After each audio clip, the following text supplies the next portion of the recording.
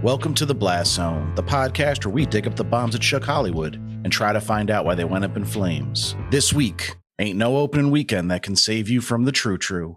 This is Cloud Atlas.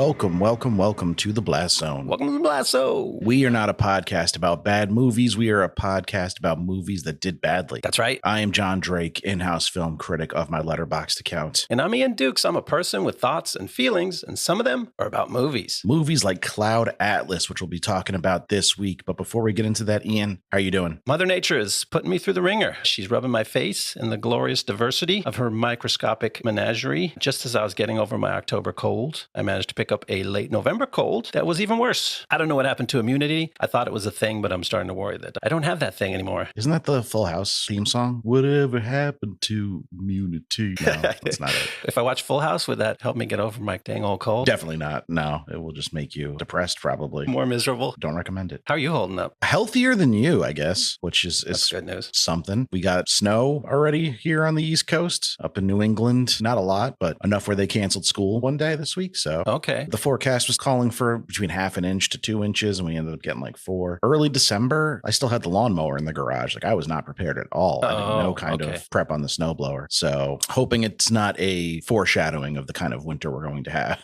Who knows? Snow happens so rarely nowadays. I might welcome one more snowy winter before the perma melt. Yeah, I guess you got to appreciate what you got. What do you have to do to the snowblower? Do you have to like flush the carburetors or something? Pretty much what you would do to like a car that's been sitting for a year. Change the oil, lubricate various parts. Oh, sure. There are spark plugs, things like that you need to check. But we definitely did that stuff last year. So I feel like it's going to carry us through this winter. Good. We did all that maintenance last year, and then it snowed like one day. Okay. It's basically brand new. Yeah, that thing should still be all greased up on the inside. Let's hope. You probably have never seen a snowblower in person, right? I've probably been close to one on various journeys, but yeah, there's none of them where I come from. They don't exist. It snows in LA once every like 20 years, right? You guys get a little sprinkling and it shuts the whole city down for a week. I mean, we get a sprinkling that qualifies as it snowed somewhere in the metro area, but it was like a 2-block radius and it disappeared as it hit the ground. So, and it still shuts down the city. We shut down just in case. We just take that week off. In a previous life, I was a claims adjuster for a certain lizard mascotted insurance company. And I remember there was a couple times it snowed in like Texas or these southern states that are really not used to the snow. And I typically handled accidents in the Northeast, but they were just routing all calls to every region because they had so many car accidents like in these regions. People just didn't know how to drive in the snow at all. They were sliding off the road left and right. Yeah, you'd be on nonstop calls for all 8 hours of your shift just taking in new accident reports. I'm in a ditch. What do I do? It's like, first you should call 911. But they were like, they're in the ditch next to me. They were also trying to hold on, the sheriff's right here. I'll pass him the phone. But enough about our various complaints. Did you happen to watch anything since the last time we spoke that you thought would be interesting to share with the listeners? I watched something very interesting, a movie called Bone Tomahawk. For those who don't know, it is a 2015 Western / horror movie written and directed by S. Craig Zahler. This was his debut, but what I didn't realize when I was watching Bone Tomahawk was that I had seen his other movie, Brawl on Cell Block 99, and liked it, but now makes total sense because both of those movies contain a bit of extreme gory violence in them. But aside from the horror parts of Bone Tomahawk, it struck me as being a genuinely good Western. Like, it reminded me of some of the Elmore Leonard Westerns that I've read and loved, the way it sets up a cast of these uniquely Old West, old-timey characters, and they have these tightly interlocking relationships, and the way their personality dynamics bounce off each other is really fun. And then you've got these cool actors to play those characters. You got Kurt Russell, Patrick Wilson, and they're both rock solid. Even better than that, you've got Matthew Fox, who kicks ass as the smugly confident son of a bitch. Foxy. And then best of all for me was our boy Richard Jenkins, who listeners will remember from Cabin in the Woods, episode 37. He plays the quirky old deputy sheriff in this, and he's just so funny. He's the main comic relief, and he goes for it so hard, and it's great. But he also managed to make that super kooky character feel totally like real and human. You come away with a great appreciation for him as an actor. So yeah, Bone Tomahawk. I will warn anyone who hasn't seen it, you need a bit of a strong stomach for at least one shocking scene that will linger with you for a long time afterwards. But if you can handle that, there's a lot to like. I saw Bone Tomahawk probably probably 7 years ago.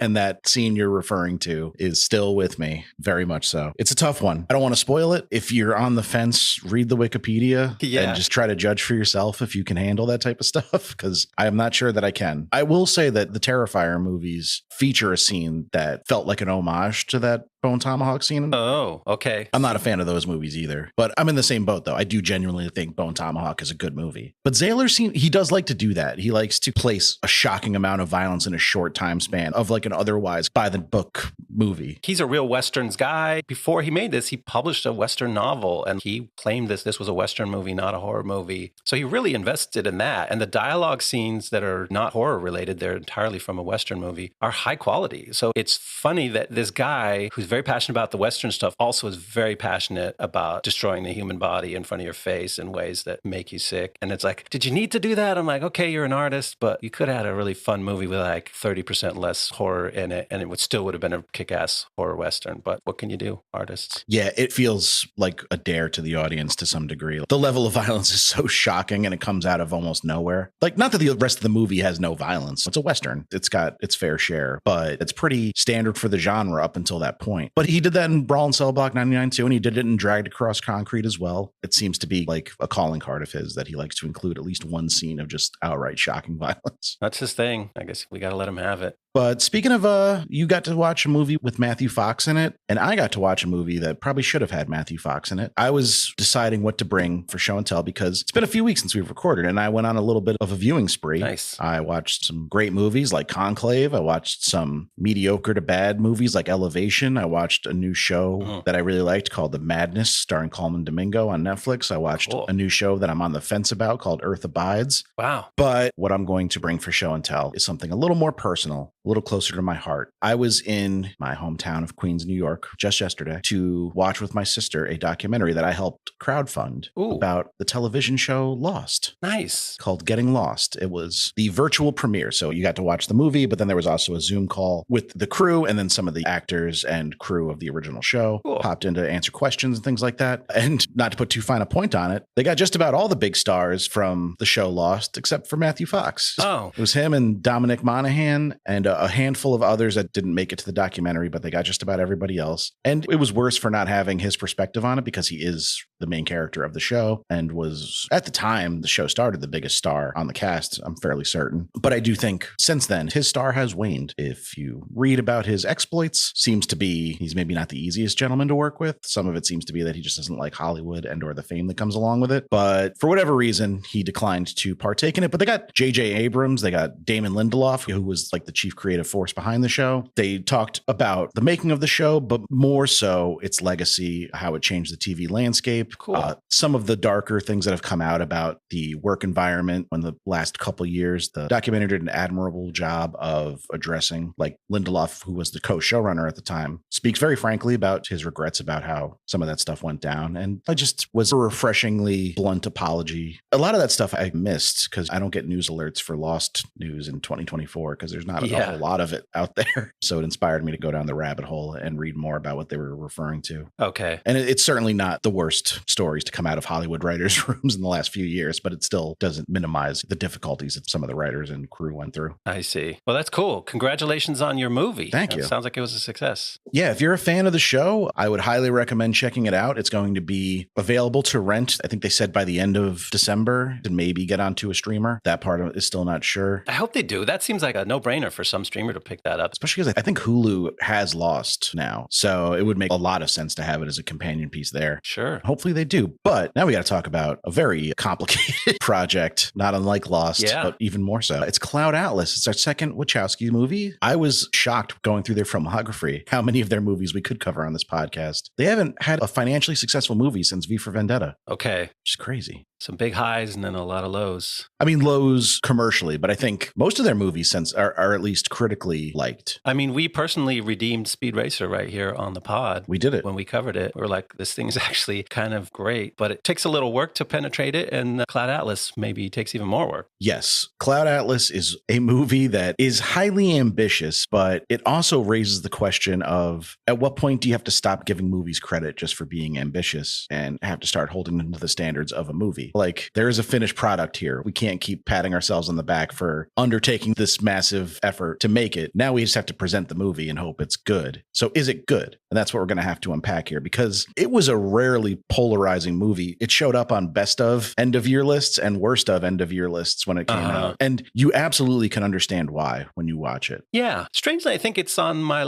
just fine list. I didn't get too polarized myself because I saw where it's a stretch and it can lose your attention. It can lose your ability to even really want to try to connect all the dots. But it's made with quite a bit of finesse and skill, and the storytelling, it never cheaps out or just fumbles the ball and doesn't know what it's doing. It knows what it's doing. You may not want to go there with it or be able to totally go there with it, but there's something about the assuredness with which it's made that brings some people along. And that's why I think people, including Roger Ebert, were brought along and were like, this is a beautiful ride. And it suggested some cosmic significance to me that was meaningful, where other people are like, this is a bunch of dumb crap. Ebert said he thought it could end up being the best movie of the 2010s. Wow. Which is wild. I'm in the same boat as you, where I don't love this movie. I also don't hate it. I can totally understand it being a comfort watch for the same reasons you said, that it can lose your interest, but it's a good movie to have on in the background because so much of it is disjointed, and you can take individual scenes and draw some kind of meaning from them without having to digest an entire narrative. That's true. It's told with a lot of shorthand, and which is actually, it's really interesting. So we should set it up a little bit more maybe at the top here, because for anybody who hasn't seen it, it's a movie where there's 6 different stories going on, and they're linked in some ways, which we'll talk about, but they happen in different places and different eras in history, and a couple of them in the future. So it's really 6 movies in one, and it's long. It's 3 hours, but 3 hours is not enough time to display 6 feature films. It's both too long and too short. Yeah, but it gives you the convincing feeling that you just watched 6 feature films in 3 hours, but you go, well, actually, none of them could have really gotten much more than 30 minutes of screen time. So you know that they're using all this storytelling technique at a high level to do everything that you have to do, introduce a lot of characters and the settings and those characters' wants and needs and the motivations, and then you show some triumphs and then there's some reversals and things go bad. Take us through character arcs in this really short time. On that level, you go, oh, they were doing something quite amazing, that they shortcutted all that and it felt like nothing was left out. But actually, what's funny is it still feels like it's overstuffed. It feels almost like 6 overstuffed movies where there's oh, they could have cut this scene or this subplot of the Cavendish character or something. I didn't need that. And you're like, how did they do that? How did they put so much in there that actually felt like there was too much in half these stories? To say nothing about the fact that these are 6 different stories with different tones, different settings, and different filmmakers. There's 3 directors of this movie. There's the Wachowskis and Tom Tykwer, a longtime collaborator of theirs. So you have 3 different kind of visions on the screen, 6 different stories. It's uneven. And there's no world in which it wasn't going to be, where some stories work for some people and don't work for others. And then you're left grappling with it at the end. Okay, I see that there's common themes here, but what does it all add up to? What's the grand takeaway from this? And I guess we're going to have to wrestle with that a little bit. And it really doesn't wrap it up in a way that's and that's why this worked. They defeated the Galactic Empire because they took one thing from each era of history and formed the Silver Sword. Nothing like that. It's just oh yeah, this kind of relates to that person from there, and this person was slightly aware of that work of art that someone created in the other story. They're very thin, and those parts you're left to chew on and see if you can make your own meaning out of it. We'll see if we can. We're talking a lot about the drama that was on the screen, but there was a lot of drama behind the scenes. Do you want me to get into some of that and how this movie actually got made? For sure. Let's hear how this thing happened. The Wachowskis' 2012 epic Cloud Atlas is the kind of project that makes studio executives break out in hives. Based on David Mitchell's acclaimed 2004 novel, the film weaves together 6 interconnected stories spanning centuries, featuring a cast that plays multiple roles across timelines, genders, and races. Actors playing different races. What could go wrong? It's a philosophical mishmash that muses on the ripple effects of human actions, reincarnation, and freedom, not exactly the usual blockbuster territory. But the Wachowskis and co-director Tom Tykwer weren't exactly known for keeping things small. Fresh off the lukewarm, critical, and disastrous commercial reception of Speed Racer, the Wachowskis, with the help of German production houses and a $145 million budget cobbled together outside the traditional studio system, set out to adapt what many considered an unfilmable novel. Thankfully, they found a filmable cast. The cast includes heavy hitters like Tom Hanks, Halle Berry, Hugo Weaving, Jim Broadbent, Susan Sarandon, and Hugh Grant, all taking on roles that require dramatic transformations, including some makeup choices choices that were, let's call them, divisive. The film was a sprawling production with Tykwer helming 3 of the stories, and the Wachowskis taking the other 3, with filming taking place across Germany, Scotland, Spain, and the United States. When Cloud Atlas debuted at the Toronto International Film Festival in 2012, it received a 10-minute standing ovation, which naturally followed from the 172-minute sitting confusion. When the movie hit theaters on October 26th the same year, the reception was less effusive. Critics considered it either a groundbreaking masterpiece or pretentious nonsense with very little middle ground, and audiences mostly just stayed home. The marketing didn't help, trying to boil down this intricate beast of a film into 2-minute trailers that somehow failed to convey what the movie was even about. Behold, it is the Atlas from Cloud Atlas. Opening weekend brought in just $9.6 million in the US, and despite a strong showing in some international markets like China, Cloud Atlas only managed to scrape together $130 million globally, failing to even cover its budget, let alone marketing costs and theater splits, leaving it a likely member of the $100 million Losers Club. Cloud Atlas has found its niche as a cult favorite, with fans lauding its ambition and bold storytelling, even if some of its creative choices remain controversial. And that, as they say, is the big true. It's a big budget, but I can't imagine making this on a small budget. You basically, like we said, you're making 6 different films. There are literally 6 different genres. There's a historical piece, there's a British pre-war drama, there's a 70s action thriller, and there's 2 sci-fi future movies, and they're all fully fleshed out and they look great for what they are, some of the makeup notwithstanding. But yeah, it's a huge gamble. Like, you've got to pour everything into even making this have any chance of being passable, and then it's pretty hard to make that back.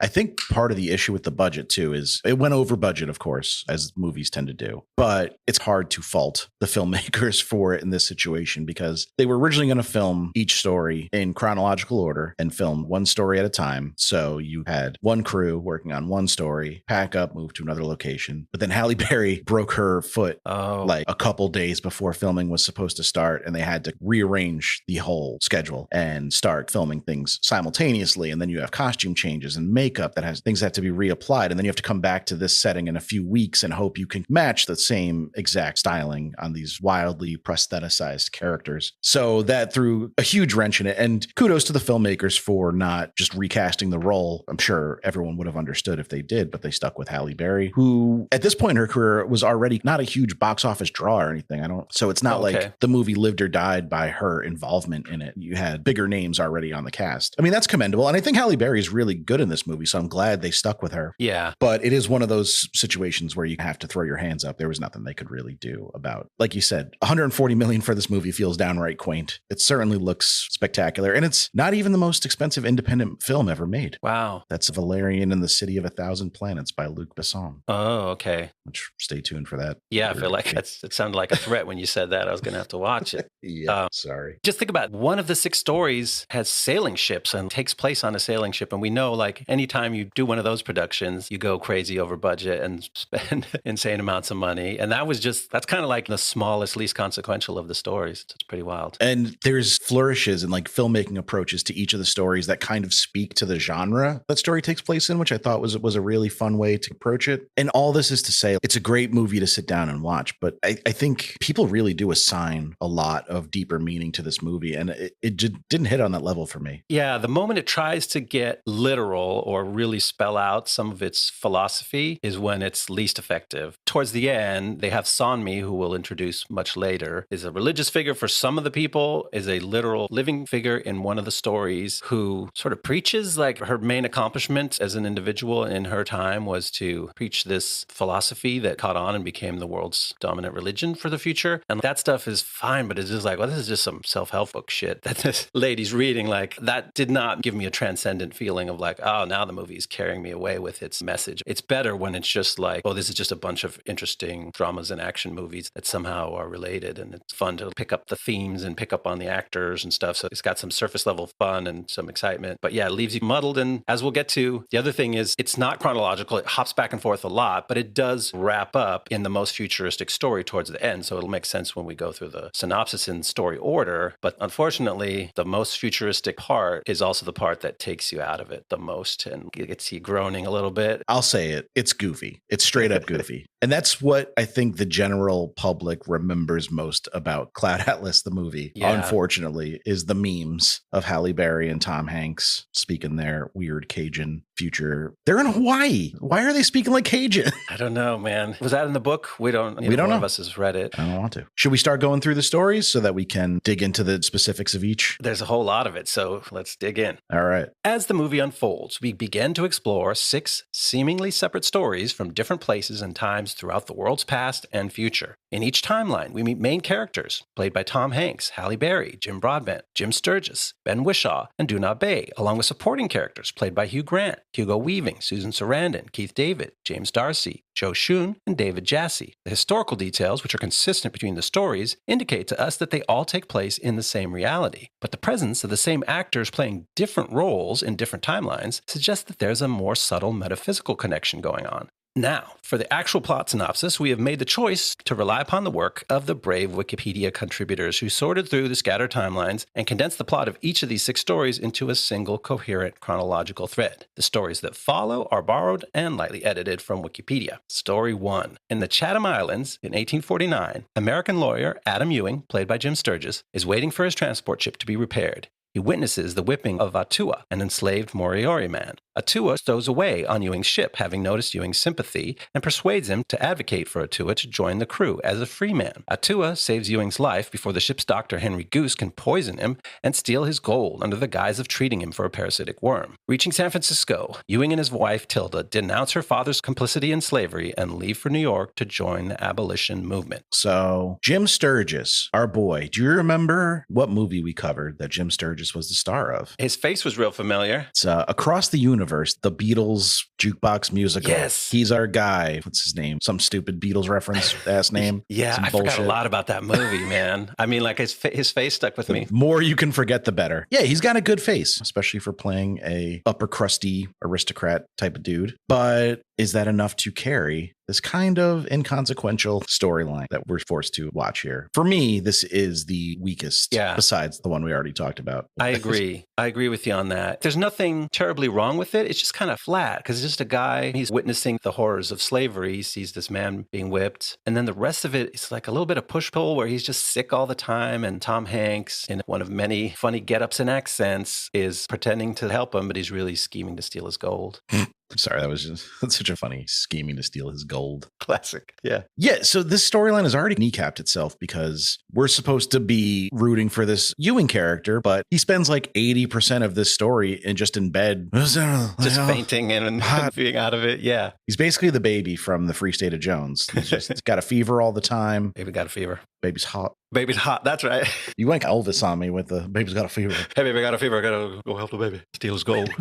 You having a sore throat is actually helping your Elvis impression quite a bit. It is. It's my chance. Yeah. So this is our hero, quote unquote, of the story. And he's just bedridden for most of it, being poisoned by like, all right, here's a pop quiz for you, Ian. Give me one example of Tom Hanks in heavy prosthetics and or a silly accent that was good. Oh, not in this movie, in movie history. In movie history? Is there a time limit on this? Can I use the internet? Why do we keep putting this man in silly ass get-ups and accents? He's much better at just being a guy. Even Forrest Gump, as acclaimed as that performance was at the time, what was the one criticism of it that's always held firm? Even now that there's more criticisms of that movie, but even back then people were like, the accent is ridiculous. Like he has no idea what the fuck he's doing. And it's kind of like supposed to be, but it's the way like a really annoying pop song is still catchy and you can't get it out of your head, even though it's got some stupid nursery rhyme melody for the hook. That's what that accent was in Forrest Gump. It's like you can't help saying it, even you're like, this is stupid, but I keep saying laughs like chocolates. We're still doing this to him. He was Colonel Tom Parker in just like a ridiculous fat suit doing this absurd like Belgian accent. What is that? What Tom Parker was supposed to be? Is he Belgian? I don't know. From that part of the world. We can't ask Tom Hanks because he clearly didn't know. He's white. Sorry, Tom. I'm sure he put a lot of work into that, but for some reason, as cool as an actor as he is, he's not convincing doing voices. No. Well, his accents are bad for one thing. Like they're just not convincing. I feel very strongly when he's playing the British gangster Dermot, like that's just a bad British accent. He can't, I don't think he can pull them off, which doesn't help. I thought he might be Irish, but we probably couldn't definitively tell. I don't want to say Tom Hanks is hurt in the movie because if you get Tom Hanks, one of the greatest movie stars of our generation in your movie, you don't tell him he's hurt in your movie, but it draws so much attention to him that it takes away from the seriousness and not all his things. Like the Dermot character is not supposed to be serious. That's the most comic relief story out of the 6. So it's okay there because that whole story is full of silly laughs. But here as Doctor, what's the doctor's name? Henry Goose, silly ass name. He's a silly goose. Maybe it works more here because that character, even in the most serious story that happens to be about human bondage and the evils of slavery, that character is a silly goose. So I almost forgave him more in that than in the final story where he's supposed to be the most serious, heroic character with a character arc. You're like, why is he talking like that? Could we just make another choice? It's also the Henry Goose character, silly goose. It kind of goes against a prevailing theory I've seen about the movie that I also shared, which is that the actors who play multiple roles, which is most of them, there is a through line with their various characters. Like Hugo Weaving is typically some kind of authoritarian, maintaining the status quo. It presents differently for sure, but that's always kind of his line.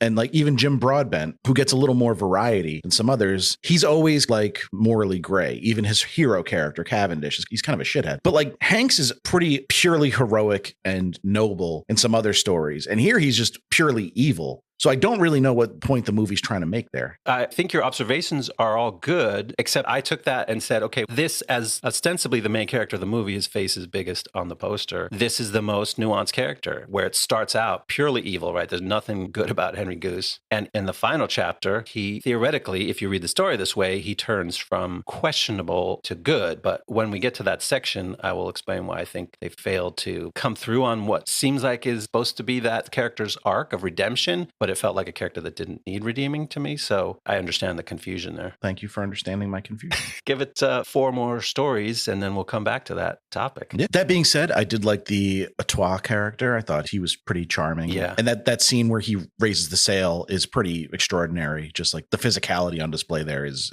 absurd. That was just fun swashbuckling action for a minute. The actor David Jassy is very appealing and he shows up in smaller roles in the few other places he shows up, but he's a guy that you like to see him on screen. Yeah, and correct me if I'm wrong, but is that Doona Bay playing Ewing's wife? Yes. At the end there? Okay. Let me check my chart. For anyone who's trying to watch this movie and follow along, the Wikipedia page has they do have a chart, you're right. They have a chart of every actor and all the roles they played across the 6 stories. It's really helpful if you're trying to actually connect all the dots. Some of them I did not recognize at first. I had to refer to the chart. It's a big old bingo card. If you try to fill them all in, it actually takes a couple watches. But Tilda Ewing, yes, young Adam Ewing's bride, is in whiteface with red hair and freckles and blue eyes at the end of that chapter. And that's the only time we'll be talking. No, I'm kidding. But, and then the big heroic wrap up. He's like, we're moving to New York. It's like, all right, we're going to work with the abolitionists. You don't even know what you're going to do yet. Pat yourself on the back a little much already. Like, yeah. You were just involved in the slave trade like a week ago. You've got some redemption arc to go on first before you can start being all proud of yourself. That's funny. Like the big conclusion of that storyline is literally like, we're going to burn the contract and we're moving to New York. And as the stories have literal connections to each other, it's also weak because he writes his whole experience. Ewing writes that experience up in a journal, which the hero of the next story, story 2, takes some inspiration from. Maybe like there's a couple scenes where he goes. It's hard to see the through line there. Goes like, I found some old papers and I'm reading them, and it doesn't come back to it. And then that book is under the leg of his bed, like propping up a crooked bed at the end. I'm like, oh, that was his great contribution. His abolitionist story inspired you to straighten out your bed. I don't know. I mean, that's where the real fighting to end slavery was happening, was in New York City. Certainly not helping out with the Underground Railroad or things like that. No, like you want to go do what? Help write new laws? Like New York had already passed those laws. But I think New England is actually where a lot of the white abolitionists had their home bases and then welcomed freed slaves who made their way to the north in various parts of New England. I know. I'm just saying, if you wanted to make this guy have a real epiphany, no, I'm going to go down south and help actually free the slave. I'm going to go lead a raid on Harper's Ferry. Yeah, he's not that. They were just like, we're going to go and write some pamphlets and go to Quaker church meetings. He basically had the same epiphany like girls from Wisconsin have, that they want to move to Bushwick and become communists. Yeah, not the strongest part of the story. But it leads into another not extremely strong story with some better performances, I will say, though. The second story has some more winning actors, I think. Not to cast aspersions on our boy Jim, but this was not his finest work. Not too much there. Yeah, why don't you let us know what happens in stories 2, 3, and 4? All right. In 1936, English composer Robert Frobisher, played by Ben Whishaw, finds work as an amanuensis to aging composer Vivian Ayres, allowing Frobisher to compose his own masterpiece, the Cloud Atlas Sextet. As the sextet nears completion, that intentional wordplay there. Sex and completion in the same. I'm sorry. This was, as I said, lightly edited. That's right. Lightly edited. I may have left some strange innuendos in there. As the sextet nears completion, Ayres demands credit for it and threatens to expose Frobisher's bisexuality if he refuses. Frobisher shoots and wounds Ayres and goes into hiding. Frobisher finishes the sextet and shoots himself before Frobisher's lover, Rufus Sixsmith, appears. Then, in San Francisco, 1973, journalist Louisa Ray, played by Halle Berry, meets Sixsmith, now a nuclear physicist. Sixsmith tips off Ray to a conspiracy to create a catastrophe at a nuclear reactor run by Lloyd Hooks, who secretly promotes oil energy interests. He is killed by Hooks' hitman, Bill Smoke, before he can give her a report as proof. Scientist Isaac Sachs passes her a copy of Sixsmith's report, but Smoke kills Sachs and then runs Ray's car off a bridge, destroying the report. With help from the plant's head of security, Joe Napier, Ray evades another assassination attempt and Smoke is killed. With another copy of the report from Sixsmith's niece, Ray exposes the plot and has Hooks indicted. And then, in London 2012, gangster Dermot Hoggins murders a critic after a harsh review of his memoir, generating huge sales. Hoggins' brothers threaten the publisher, the aging Timothy Cavendish, played by Jim Broadbent, for Hoggins' profits. Timothy's brother, Denholm, tells him to hide at Aurora House. Believing Aurora House is a hotel, Timothy signs in, only to discover he has unwittingly committed himself to a nursing home where all outside contact is prohibited. Denholm reveals that he sent Timothy there as revenge for an affair with his wife. Timothy escapes with 3 other residents, resumes his relationship with an old flame, and writes a screenplay about his experience. And right now everyone's going, how the fuck are these things connected? I guess story 2 and story 3 connect because there's one guy in there, Sixsmith, who is the young composer's lover in story 2. And then he is a aging nuclear physicist in story 3. So there you go. Okay, I get it. Yeah, played by James D'Arcy, who one of my favorite performances in the movie overall is James D'Arcy in both roles as Sixsmith. He's the more mannered, buttoned up companion to Ben Whishaw's Frobisher, who's a rogue, bit of a ne'er-do-well, if you will. I mean, he's emotional. He's a composer. He's very prone to flights of suicide, of emotion and suicide. Yeah. Trigger warnings on story 2, folks. But yes, I agree. I like the Sixsmith character and that whole 1936 England storyline. It looks and feels very much like one of those pre-war tragic romance stories. Yeah, it felt like a buttoned up, like awards baity British drama. Yeah. If it had been stretched out to its full length. But again, I feel like the movie is chronologically at least front loaded with the lesser interesting stories. And then the 73 story is where I feel like it really picks up. And maybe that's just because of the types of movies I like a 1970s conspiracy thriller is much more in my wheelhouse. There's 3 sort of action movies out of the last 4 and 1 kind of zany comedy. So those are more high-spirited entertainment than the first 2 historical period dramas. Yeah. So let's talk a little bit about Frobisher and his exploits. To me, it was a little unclear if this guy is actually, if he's got the goods, if he's a talented composer at first, because this initial meeting with Ayres is giving him impossible instructions. Like, right. I came up with this tune in my head. Now make it into a beautiful piece of music, which I could do that. It speaks to Ayres being a fraud because I could be like, oh, and then it goes, da, da, da, da, da, and then somebody can make it sound good who actually has musical talent. But he fucks up at first and then he immediately nails it. But the movie is coy with whether or not he's got the goods at first. Is he like a con man just trying to get in there and steal from this guy? But no, he turns out he just wants to actually study under him. Yeah, it's not clear in that scene where first he doesn't seem to be able to get it down, but you're like, oh, is that because he's not good enough? Or is that because Ayres is actually not as good as he thinks it is? So first he plays back what Ayres saying to him, literally note for note. And I go, oh, that sucks. And then as he's like, screw this kid, you're not hired, he plays his own version. I mean, that was my interpretation, was like, yeah, is that he's actually the talent. Your version sucks, dude. Here's what you just told me to do. And then he's like, but hold on, let me sweeten it up for you. And he plays another version. And he's, that sounds awesome. You're hired. Put my name on that. Yeah, put my name on it. And we got a deal. And so this is Broadbent moving backwards in morality. I feel like his his captain character was certainly not an outright hero because his initial response to finding a stowaway slave on his ship is, oh, well, we should murder him. He was ready to murder him. He changes his mind and he's a hard ass, but not evil. But Ayres is pretty much a straight up piece of shit. Used to be. Yeah, and still is, but he used to too. Like you said, Broadbent is one of them flappy characters in the middle that is pretty gray, or in this case, it's pretty nasty. Maybe his only redeeming quality is if he really was at some point a great composer, but the clues in the way it plays out are that he's not that great, and Frobisher is actually kicks his ass and writes the only actual product of quality that comes out of that relationship is all Frobisher's work. Right. And there's no reason to think that it hasn't been the case with other young composers throughout the years that he's taken advantage of their desire. Like maybe he wrote one good thing 50 years ago. Yeah, not to talk shit, but that's what they say about Hans Zimmer. He has a staff. I'm going to tell Hans you said that. He's got a whole bunch of amanuenses, to use this film's terminology, word I did not know before, that do a lot of grunt work, that flesh out ideas, which is fine.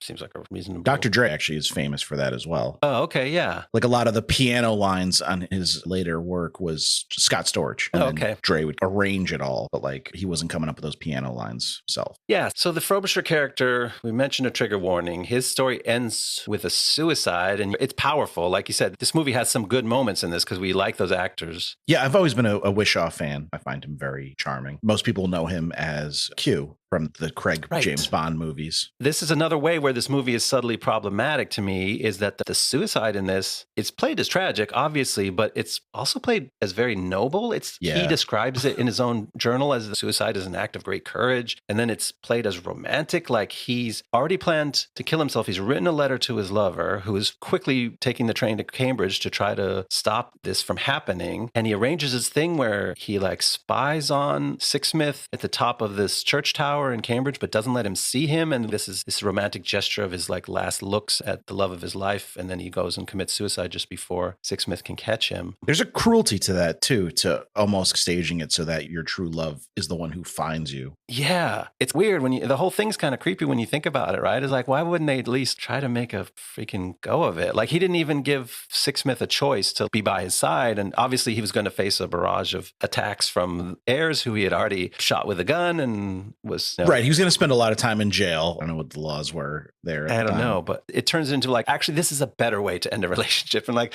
hold on, watch what you're saying here, movie, because that's not all that positive a message for people. Certainly LGBTQ plus people still face discrimination and attacks today, but I'm sure in the 1930s, it was much more dangerous to be outed as a bisexual or a homosexual. For sure. So I understand his fear, but yeah, it's not so much the act that is objectionable as how it's presented. Yeah, and they also die from suicide at outsized rates, which is all the more reason to like be careful how you characterize it in a film. But now the big question is, you're a composer in your own right. You make all the music for the Blast Zone episodes. In my own mind. Is the Cloud Atlas Sextet good? It's a motif that pops up throughout the movie. We hear it a lot. Tom Tykwer, I think, composed it because that's his kind of side job as a composer. It's where he got to start. Yeah, there is this theme. It just seems okay. Like I actually don't know how many times it popped up throughout the movie because I couldn't catch on to what it was. It wasn't like a melody that stuck with me. Yeah, what's the main loop? If you were sampling it, what would you pick out as like the dominant melody? Yeah, it sounded like background music to me, and that it has the arrangement and the sound of progressive orchestral music from the 1930s. So like you go, okay, we must be hearing the actual sextet right now because it's this little chamber orchestra or whatever it is, or it's a sextet probably, but it didn't stick with me. So I'm like, it did the job. It's fine for a movie piece of music. It doesn't have to actually also be like a John Williams theme that you go home humming, but it was just fine. Would you like go and get the soundtrack to try to listen to that again? I mean, I pulled it up on Spotify and listened to it and I was like, this is good, but it's not. What does he say? The Cloud Atlas Sextet is the only thing I've done in my life that has value. And I was like, if you're going to assign that kind of importance to it, maybe don't let us hear it at all so that we can project our own idea of like a perfect piece of music onto it. But like we get it. I think the best, what's the auditory version of a glimpse? But like the best glimpse we get of it is in the scene in this 1973 when Halle Berry goes into the vinyl shop and it's Ben Whishaw behind the counter playing kind of like a burned out hippie. He's like, I just can't stop listening to it. We do get to hear a decent portion of it there. And like, it's a thing that works a lot better in a book than it does in a movie when you don't have to actually make a piece of music to assign this importance to. Exactly. You can always take the Tenacious D approach, which is this is not the greatest piece of music in the world. This is just a tribute and it works as a tribute to it. R.I.P. Tenacious D, no longer a band, right? No, it's falling out there. So then, yeah, we stay with Sixsmith. He's a character, not a descendant of a character that looks the same. Like he's actually playing the same guy in two different stories, which we don't get a lot of, or maybe any more of. Is he the only person that pops up playing the same character in two? Yeah. So this one is really focused on Halle Berry. She's the main character. And she's, like I said, I really enjoyed her performance in this section of the movie, certainly much more than I enjoyed her performance in the 2300 portion of the movie. But I'm going to talk about accents again because I'm a stickler.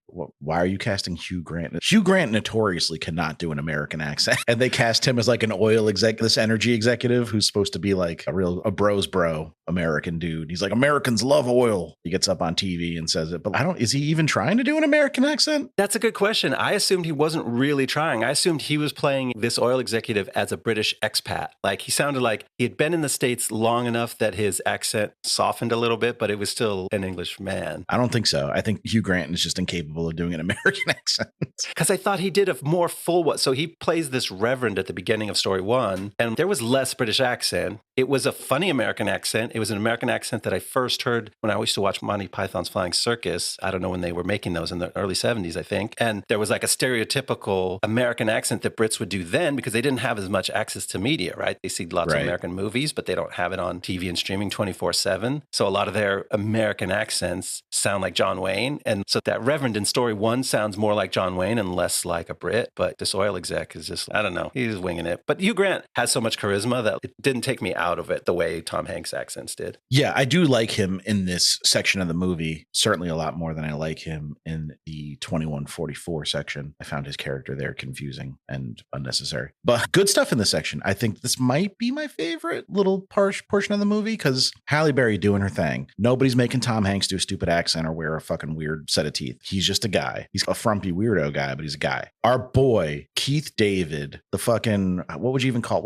What would his title be on Blast Zone? He's kind of our patron saint, right? He's definitely in the pantheon. He's on our Rushmore. Him and Taylor Kitsch. It's the only thing you could ever conflate the two of them in. But he pops up playing a real Keith David type dude, like a tough head of security guy, but with a heart of gold. Yeah, Vietnam vet, head of security in a badass leather jacket, kicking ass. Vietnam vet's funny because like he just got home. This is 73. Oh, is it that? Well, I guess he might have got there early. That's why they're showing the picture of him, and I was like, he doesn't even look like, he's like, this is me and your dad back in Nam. And I was like, it's like a month ago. You look the same. It's not even like a picture of a young Keith David. I didn't try to add up the years. Maybe it was the Korean War. Is that possible, or do they actually say Vietnam? Oh, no, I'm sorry. It was the Korean War. It was the Korean War. Okay, you're right. That makes much more sense, doesn't it? They were there in the 50s. I think it'd be really funny if they were like, I was with your dad in Nam. He's still there. He's fine. He's not dead or anything. He didn't get to come home yet. No, you're right. This is 15, 20 years after their tours of duty. So that makes more sense why he's a middle-aged man. It all makes sense now. But you get a cool Streets of San Francisco showdown, right? They're crashing old 70s cars. They're shooting guns. Yeah, real Bullet vibes. It's fun. That makes it pretty fun. And here's Hugo Weaving playing an assassin. Bill Smoke. Good assassin name. Great name. You can never go wrong with Hugo as a sneaky guy who pops into apartment hallways and starts shooting guns in people's heads. There's a hint of a love connection between the Barry and Hanks characters in this section that will carry through to other parts of the movie as well, but feels, you called this out, it feels a little misplaced. It feels forced to me because she's in her element. She is a hot mama in this and a badass journalist. And he's a big lunk. Like he is just such a goof. They gave him this doofy bowl haircut and turtleneck. He's got it's like red too. It's like bright orange. Yeah. He's got like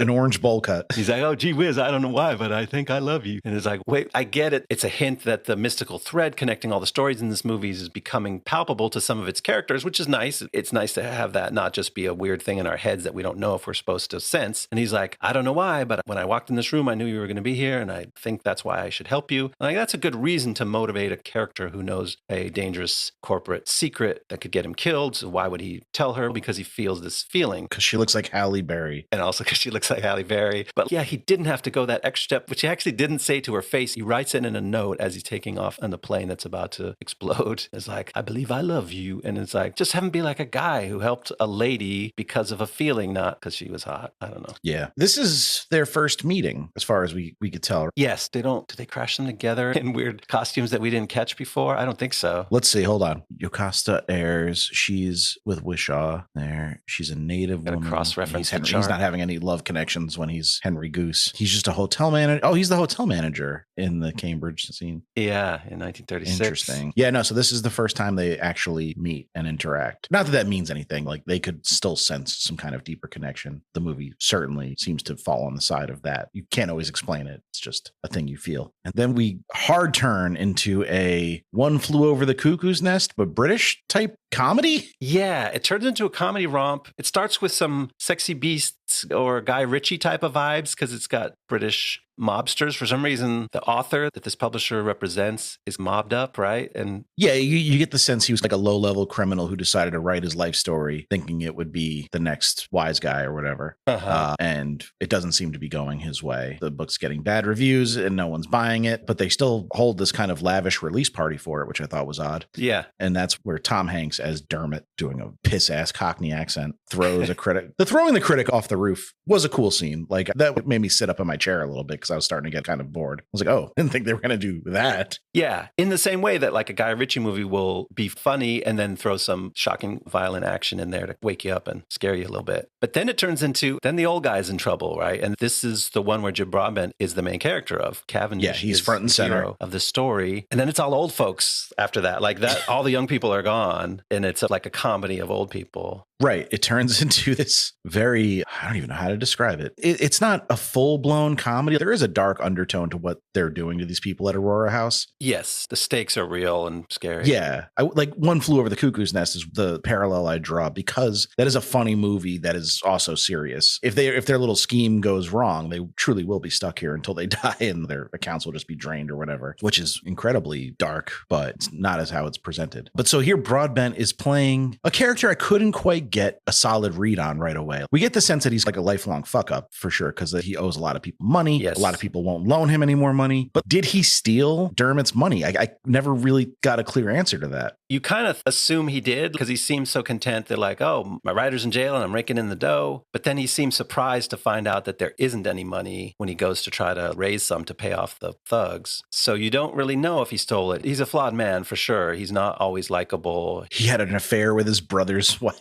Yeah, like his brother, who turns out to be a real piece of shit because he's actually sponsoring that Aurora House to hold old people hostage. But at first, his brother has real reason to hate him because he's always getting in trouble, borrowing money, and sleeping with his wife. Yeah, two things can be true. Like the Hugh Grant character there could be a real dickhead, but also have a legitimate reason to hate his brother. And like, he doesn't do himself any favors with how he acts once he gets there either. He's a shithead to everyone. Yeah, he shows his less smooth side for sure, although you sympathize with him. It's a great, as far as a dramatic device to get you feeling upset on the side of a character who's been wronged, is like, yeah, lock someone up and steal their keys and tell them you're stuck for one of those situations. It makes you really go, how are we going to get out of this? It veers into like madcap though, with like how difficult it is to escape from this old folks home. Yeah. But I'm not sure. Maybe there are those guardrails in place at some of these places. And then it's lighthearted. The actual escape is lighthearted. It's these four seniors put on this elaborate plan and there's all kinds of hijinks. I did like when they couldn't figure out how to start the car. It's a new car with the push button. Yeah, there's no key. There's a fob, but no key on it. And then the little old guy who seems to only say one thing, but then becomes their leader. Did you say, I know? He goes, I know. Yeah, something like that. He's really good. He's great. Just saying those two lines most of the time. And then when they get caught in the Scottish rugby pub or whatever, he rallies the Scots to their side. And it's a fun moment. It's a good moment from a funny British comedy. Yeah. And our buddy Jim Sturgess pops up as one of those Scotsmen. Yes. Who goes wild on the Aurora House crew. Exploiting some British-Scottish tensions there, which was to good effect. But yeah, I think Broadbent's really good in this movie. Not this story, but like overall, he feels the most like a unique character in every story than like a guy playing dress up. Yeah, for a guy with a really recognizable face, I have to give him credit. I didn't clock him the first time in a couple of those characters. Like when you see him as Cavendish, I'm like, oh, I know that guy. And I had to remember his name. But I'm like, now I know Jim Broadbent's in this. And I'm like, oh, wait a minute. He was the ship's captain? And I'm like, oh, wait a minute. He was the composer? I thought that was just some other impressive older British actor. And I'm like, no, that's all Jim Broadbent. He really disappears into the roles. He's the anti-Tom Hanks. They give him like, I don't know how else to say this, but like stereotypically British teeth in the Cavendish role, whereas he has much more of a strong jawline when he's the ship captain. So there is some physical work being done to disguise him. That's true. But as opposed to like Hanks, where it just feels like it wouldn't be funny if we gave you like a fucked up red afro and buck teeth. With Broadbent, it feels more like he disappears into the characters. He disappears into him. He's great. And Halle Berry does too. She's wearing some significant amounts of makeup in certain parts of this, but she also manages to, as well as you can, given that amount of makeup, pull off. Except when she's like the old male Korean scientist dude. Oh, that was her? They're in like one little scene. Yeah. Yeah. Ovid. Yeah. Oh, I was wondering, I'm like, that person looks weird. What's going on here? But that happened a lot to me. Correct. Especially in that section of the movie.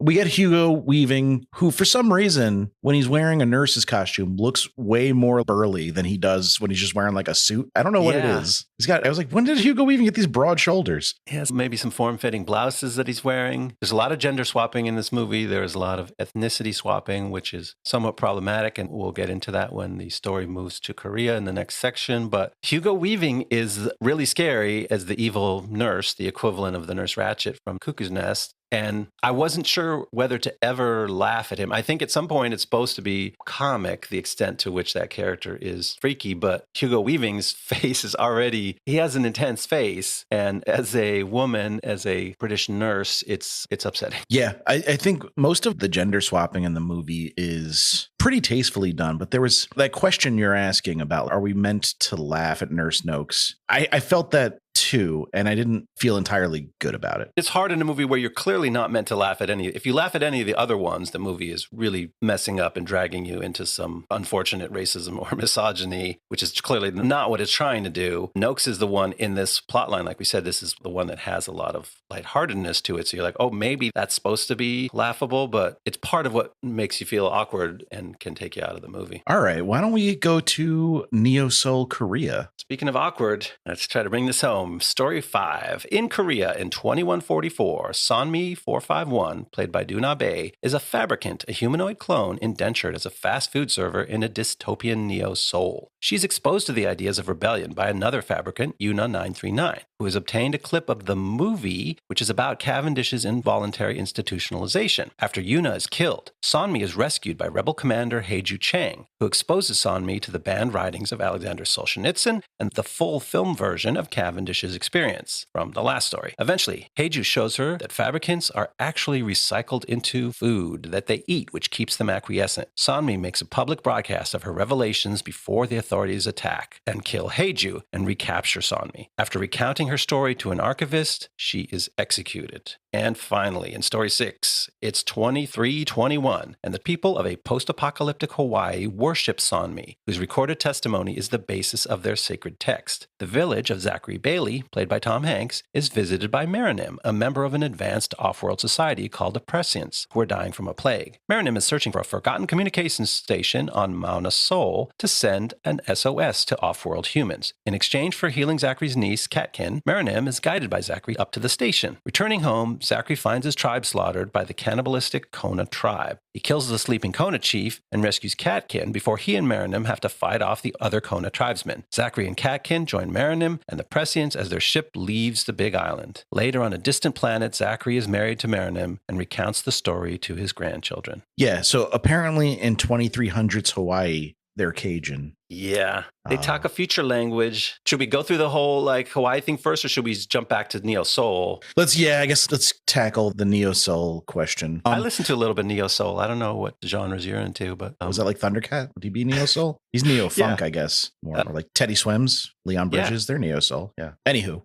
Yeah, the Korean story maybe feels like the climax of the big story, because when we're on the island in the distant future, civilization's clearly already collapsed. Neo-Seoul is like where you're holding on to the last vestige. You could feel that the end is coming, but it's still, they're keeping up appearances. Yeah, it's a dystopian, but it's very, very techno. And it's to me like the most Wachowski futuristic kind of thing. It's all flashy colors, neon lights, lots of action, and it reminds you of things you saw in The Matrix and things from Speed Racer even. You called out to the Star Wars prequels. It has a very similar vibe to, was it Coruscant in the Star Wars prequels is the futuristic city? It's this very tall vertical city, and there's streams of traffic running through the air in every direction. And then they naturally have chases and fights in the midst of that. So it feels Star Wars-y. The action is well done in this section. I think the story itself is captivating. It's a tale as old as sci-fi. The androids or the fabricants or the replicants, whatever you might call them, gaining sentience and starting to question their place in the world and fighting to have a place in the world. That's a tried and true sci-fi storyline, and it's pretty well done here. I don't have a big problem with the narrative structure of the story so much as the regrettable production choices. Yeah. Is it time to talk about the yellow face in this movie? Yes. So there are several actors that are given Asian eye makeup in this section to make them look like future Koreans, which it's confusing not to even say anything of the problematic idea of applying Asian eye makeup to white actors to make them look Asian. It certainly is problematic. And there are excuses that this movie can make as to why it's not what you think it is, because they're adapting this unique sci-fi story where the same souls inhabit different people over time. It's like, how do you show that? You could cast different actors, but then how would you show that it's the same soul? So they go, okay, we got a way we're going to do it. We're going to cast the same actors and they're going to play different roles. And it just so happens that those roles jump around the globe. And one of the stories happens to happen in Korea in the future. And it's, oh shit, we got to turn all our white actors and at least one black actor into Koreans, and it looks bad, and it takes you out of it because it looks bad. So in the movie's defense, this is not the old-fashioned way that Yellowface is problematic, where it was like, we're just going to cast white actors and deny roles and cause Asian actors to lose out on the already slim opportunities for representation that they have in the industry. It's not that. They didn't make that unfortunate choice. They made the choice that the whole cast is an ensemble, and they swap back and forth liberally as needed to fulfill the needs of this text that they're enacting. But it's disturbing because of the way they look. And then when you look at them,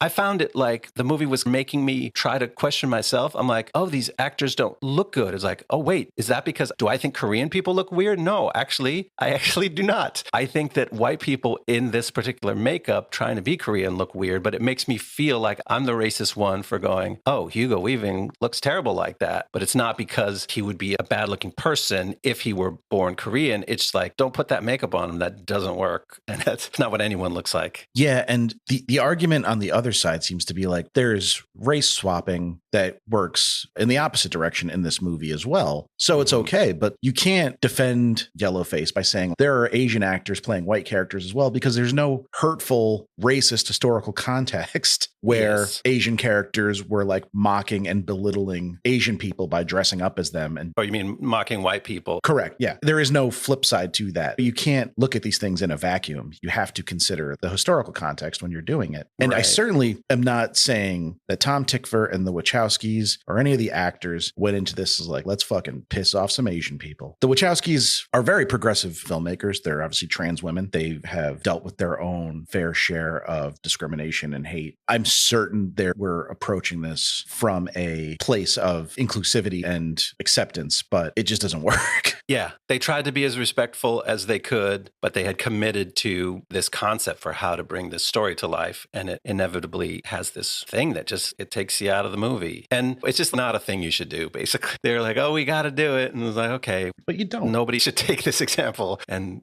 think they got to do it, because you don't got to do it. So is it Hawaii time? I think we're heading to the Big Island. Back to your unanswered question. One thing that makes it more complicated and disturbing is that there is a form of pidgin English that is spoken in Hawaii. That's a native language there. It does not resemble the language that they're speaking in this movie. So it's not even hinted that's where these survivors of a dystopian future picked it up from. Like you said, it sounds more Cajun or more just made up somebody's weird ideas of how to bastardize the English language.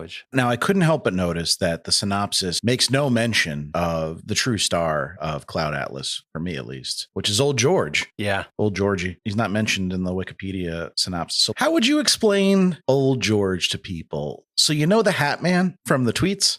This is him. What's the tweet? It's like when I take 6 Benadryl and see the Hat Man in my dreams. Like he's the Hat Man. He's got green skin, a big old top hat, like a leather vest, I think he's wearing at some point too. He's got these curled up fingernails that are all... So he's supposed to be Zachary's devil on his shoulder. Yeah, the devil on Zachary's shoulder. Merriman is the angel on the other side. But every time like Zachary's just like watching something happen, the Hat Man fucking pops up and he's like, you should like throw a rock at that guy. Yeah. I'm like, why? Stick a finger in the little girl's eye. And I don't object in general to a genre mix, which in this case feels to me sort of Stephen King-esque. It's kind of like The Stand, right? He's kind of a Randall Flagg figure, sure. Yeah, there's a post-apocalyptic society, and then there's a real kind of devil running around, but they don't explain it, and they don't explain why Zachary is the only character in this whole movie who has to literally fight a supernatural being. Right. Old George does seem to be a known entity anybody among his people. Like somebody else says, oh, old George is coming to get you. Or like, he's got his grips on you or something. So he's not like a straight up hallucination of Zachary's. Like he is a known entity, but like probably in a mythological sense, the same way like the devil is known in our society. Yeah, he literally talks Zachary into bad shit multiple times in this, which we hinted to earlier. Zachary has this redemption arc where it seemed to me like when you met him, he was supposed to be a Han Solo type of selfish rogue who was like, you weren't sure if he was going to be on the good guy's side, who then has a redemption arc and becomes a true hero at the end and acts in other people's interests. But Zachary reads as a totally good guy and a respected elder of the tribe the whole time, except he makes this very fearful act of cowardice. Non-act, really, yeah. Yeah. He hides when Georgie's telling them, don't go out there. He hides when his nephew is attacked and he feels terrible about it. But that's not the kind of thing where you're like, oh, this guy is selfish. It's like, oh, the devil encouraged him to like just indulge in his worst fear and hide behind a rock. And it's like, who could blame him? Like he would have just died trying to save that other guy. Right. It would not have changed the outcome at all, except he'd be dead too. Yeah. So unlike the Mariner from Waterworld, if you recall, that was a rogue character who was a real asshole and absolutely self-interested when we meet him, and then is warmed up over the course of the thing. And you kind of like, oh, were they trying to do that? But then they didn't really want to because it was Tom Hanks and had to make him cool and relatable the whole time. Yeah, maybe he's just too inherently likable to pull that off. It's a very muddy characterization we get of Zachary. This section of the movie does not work at all, I think. He almost stabs Marilyn with a knife at the end after he's agreed to help her. They've become friends. They've helped each other up this very dangerous climb up the mountain, and they get to the top and she's unveiling the technology. And all of a sudden Georgie's there and he's like, stab her with a knife. And he like comes inches away from stabbing her with a knife. And you're like, what the fuck, man? That's not this character. That's just this devil that is ruining his life. But then he doesn't really reckon with the devil. He just, I guess he avoids stabbing her and ends up marrying her and going off to space with her. But he doesn't dispel the Georgie character in any final showdown, does he? No, he just kind of stops following him. He stops taking Benadryl and the Hat Man doesn't come back. You dance with the devil don't change. Devil changes you. That's a quote by the Hat Man. I think it's from Joaquin Phoenix in 8mm.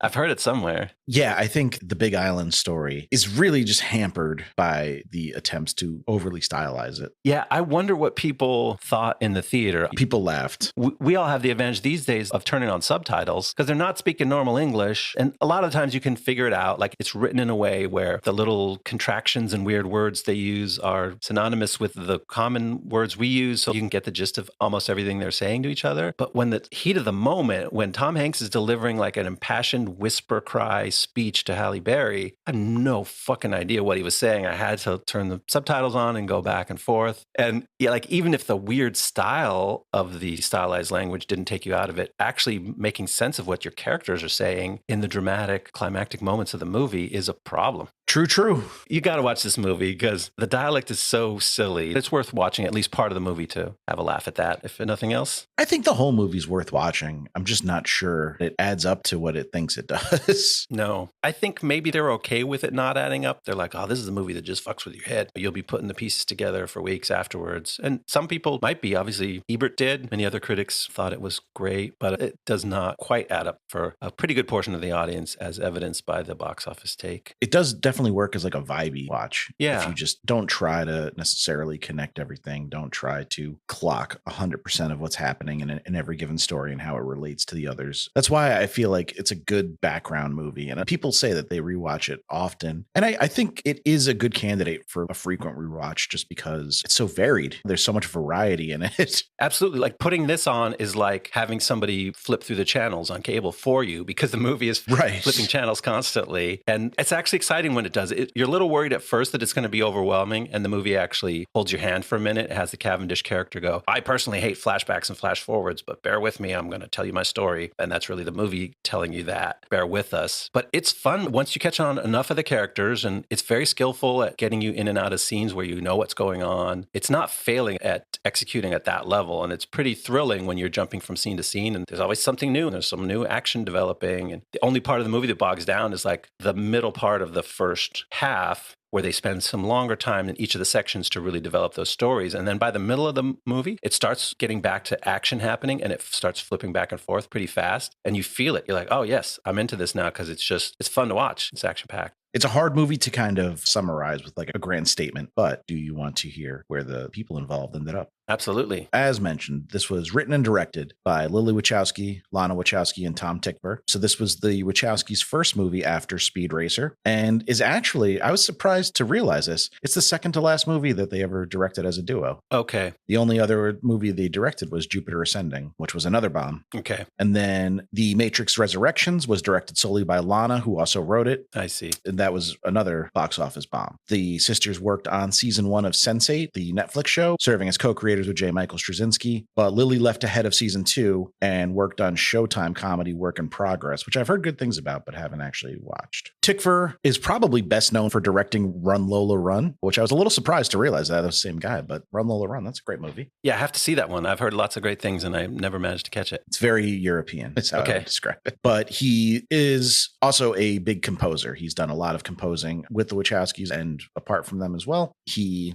directed Pink Children and A Hologram for the King, which is a Tom Hanks movie as well. In addition to directing a few episodes of Sense8, and he composed for Matrix Resurrections as well. Cool. Now for the cast, Hanks, he's been super busy. I didn't even realize how many movies he's appeared in. He's been in 20 films since Cloud Atlas came out 12 years ago. Wow. That includes the upcoming Wes Anderson comedy, The Phoenician Scheme. Neat. And he's been doing a nice mix of commercial projects and smaller stuff. He was nominated in 2020 for a Best Supporting Actor Oscar for A Beautiful Day in the Neighborhood. Oh, okay. I still haven't seen that. Yeah, me either. Halle Berry has also been busy, maybe not in the same level of films as Tom Hanks, though. But she was on a pretty underrated sci-fi series in the 2010s called Extant that I thought was pretty cool. I think it was 2 seasons. But she's popped up in, unfortunately, some movies like Moonfall lately, which stay tuned for that one. Okay. Broadbent, if you think Hanks was busy, Broadbent has appeared in 33 movies and 15 TV shows since Cloud Atlas. Way to go, man. He's cashing in. That's fucking wild. So he's in all the Paddington movies as Samuel Gruber. Okay. And he's coming back for the third one, Paddington in Peru. And he's also always played Bridget Jones's father, and he's still doing that. Oh, nice. He'll be in the upcoming Bridget Jones Mad About the Boy as Colin Jones. He seems like a wholesome dude. Yeah, I hope so. I'd be devastated if I found out otherwise. You always hold your breath with actors.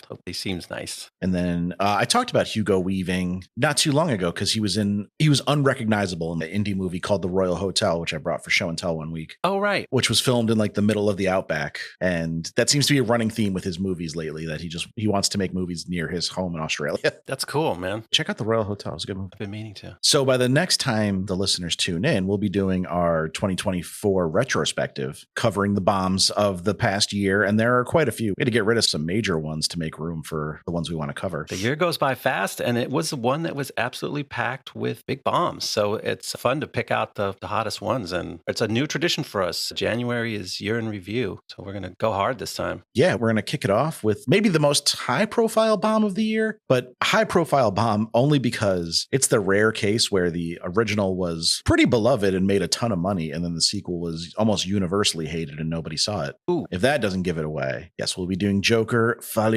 We got to do it. Did you start it? I thought you said you started watching it. I started it, but it left no impression on me. I think I didn't get to the really offensive part from the way I understand. Unlike many movies, I did not totally avoid all media coverage about it. So I have some preconceived notions going in, but I'm still going to try to give it a fair shake because I honestly don't remember Joker that much. So I'm like, I don't really care about it one way or the other. I'm just going to see if this movie does anything for me. Yeah, it's got a great cast. I don't think Todd Phillips is without talent. He's not my favorite filmmaker, but it's like kind of what we said about Underwater. If you copy the best stuff of all time, you're going to come out with something relatively okay. And like Todd Phillips is just copying Marty. Yeah. So how bad could it really be? Yeah, you could do worse. I'm going to eat those words one day, aren't I? You might. A lot of people hated this thing. We'll see. This will be fun to just drag it out and take it apart. Thank you guys so much for listening. Please remember to rate, review, subscribe to the pod. We would appreciate it. Please. You can follow us on Twitter at BlastZonePod or Blue Sky at BlastZonePod. What is it, like BlueSky.server? I don't know. Yeah, Just look up Blast Zone movies that bombed on Blue Sky. We're on there. Get on Blue Sky, though. It's starting to pop off. Yeah, it's a good time. You can email us to blastzonepod@gmail.com. We've gotten some cool listener emails lately. We always like seeing those come in. Yes, thank you. People are asking for Fallen, Ian. Are we ever going to grant their wish? We're going to have to do it. We're going to have to see what's on tape. No one really knows what happened when that fell into a crack in the archives. So we're going to see if it's salvageable. So no promises yet, but perhaps Fallen in the new year. That'd be a nice way to give the fans a little bonus. But thank you guys so much for listening. We'll see you next time in the Blast Zone. See you next time in the Blast Zone. far past.